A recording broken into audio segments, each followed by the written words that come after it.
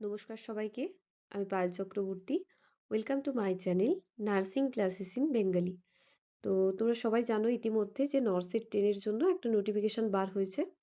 তো সেই নোটিফিকেশান সম্পর্কে একটু ছোট করে বলবো। তো এসেনশিয়াল কোয়ালিফিকেশান কি আছে নর্সের ট্রেনের জন্য? বিএসসি নার্সিং যারা আছে তারা করতে পারবে। তাছাড়া পোস্ট বেসিক যারা করে রেখেছে তারা করতে পারবে।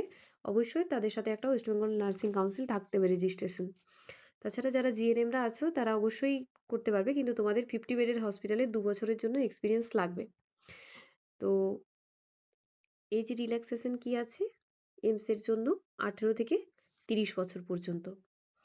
তো নেক্সট অ্যাপ্লিকেশন ফিস কত থাকবে? জেনারেল এবং ওবিসি ক্যান্ডিডেটদের জন্য হচ্ছে 3000, এবং এসসি এসটি এবং ইডাব্লিউএস ক্যান্ডিডেটদের জন্য হচ্ছে 2400।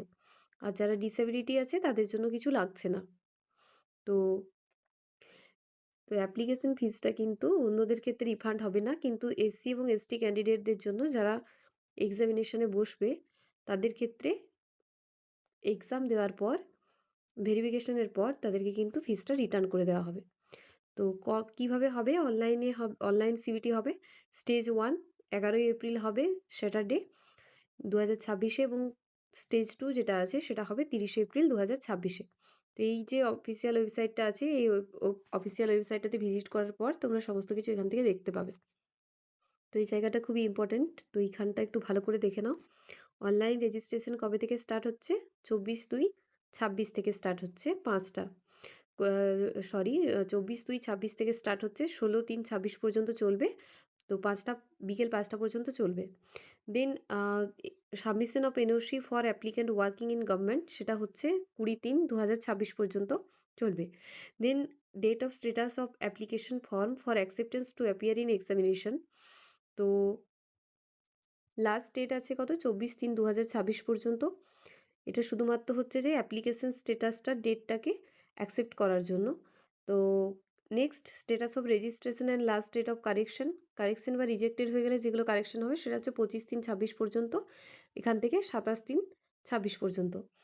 Next information about city of examination centre, সেটা হচ্ছে 4/4/2026, অর্থাৎ 4 তারিখে হচ্ছে এক্সামিনেশন সেন্টার কোথায় পড়েছে বলে দেওয়া হবে।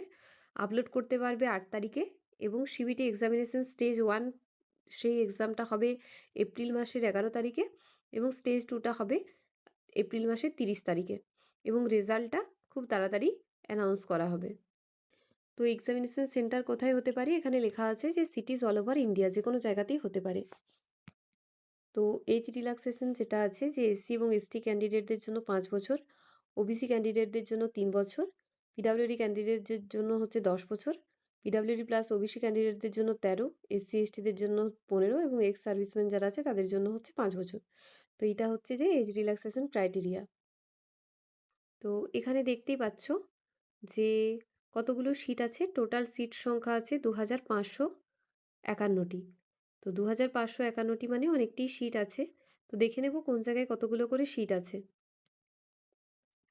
তো ইউআরদের জন্য টোটাল সিট আছে 1113টি, এবং ওবিসি এনসিএল যাদের আছে তাদের জন্য আছে 643টি, এবং তার সাথে হচ্ছে এসসি ক্যান্ডিডেটদের জন্য আছে 375টি, এসটি ক্যান্ডিডেটদের জন্য আছে 194টি, এবং ইডাব্লিউএস ক্যান্ডিডেটদের জন্য আছে 226টি। তো টোটাল সিট সংখ্যা গিয়ে দাঁড়িয়েছে 2551টি। তো এবার আমরা দেখে নেব যে প্রিলিমসের জন্য এবং মেন্সের জন্য সাবজেক্ট কীরকম আছে। তো দেখতেই পাচ্ছ যে এখানে প্রিলিমসের জন্য সাবজেক্ট আছে নার্সিং সাবজেক্ট থেকে 80 নাম্বার, এবং নন নার্সিং থেকে 20 number, total 100 number. Exam duration থাকবে 90 মিনিটস। সেকশন থাকবে 5টা section, each section contains 20 question, প্রত্যেকটা সেকশনে 20টা করে কোশ্চেন থাকবে। নেক্সট সেকশন ডিউরেশন হচ্ছে 18 minutes per section. Question distribution হচ্ছে 80 questions from nursing subjects, 20 questions from non nursing, মানে 80টা কোশ্চেন নার্সিং পার্ট থেকে থাকবে, এবং 20টা কোশ্চেন হচ্ছে নন নার্সিং সাবজেক্ট থেকে থাকবে। কিভাবে হবে? না সিবিটির মাধ্যমেই হবে। নেক্সট মেন্স যেটা থাকছে সেটাও মোড অফ এক্সাম সিবিটির মাধ্যমেই হচ্ছে।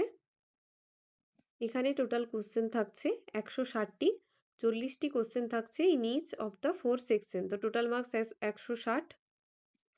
তো প্রত্যেকটা কোশ্চেনের জন্য 1 নাম্বার করে থাকছে, এবং 3টে ভুল করলে 1 নাম্বার কিন্তু ডিডাকশন করা হবে।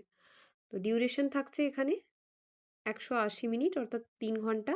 নাম্বার অফ সেকশন এখানে 4 টা সেকশনে থাকছে এবং কিভাবে কীরকম বেসে কোশ্চেনগুলো হবে।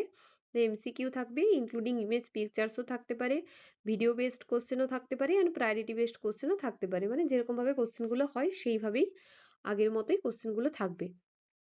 তো তাছাড়া কিভাবে সিলেবাসটা তোমরা বুঝতে পারবে, একটা হচ্ছে নন নার্সিং পার্ট থেকে জেনারেল নলেজ অ্যান্ড অ্যাপটিটিউড থাকছে এবং তার সাথে হচ্ছে নার্সিং সাবজেক্টটা আলাদাভাবে থাকছে।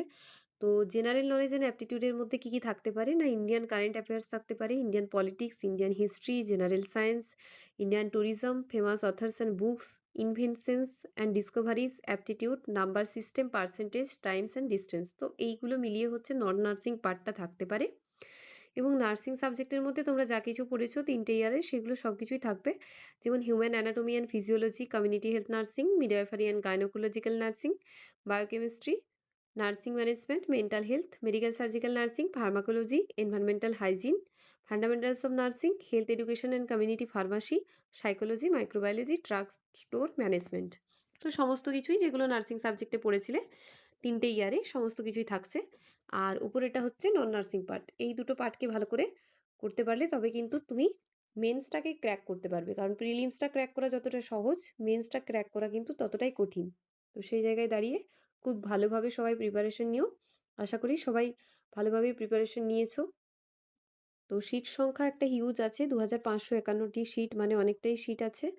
তো সবার জন্য অল দ্য বেস্ট, সবাই ভালো করে এক্সাম দিও। আজকের ভিডিওটা এই পর্যন্তই রইলো, দেখা হচ্ছে নেক্সট ভিডিওতে। যদি ভিডিওটি ভালো লেগে থাকে অবশ্যই লাইক, কমেন্ট, শেয়ার করে ভিডিওটির পাশে থাকবে।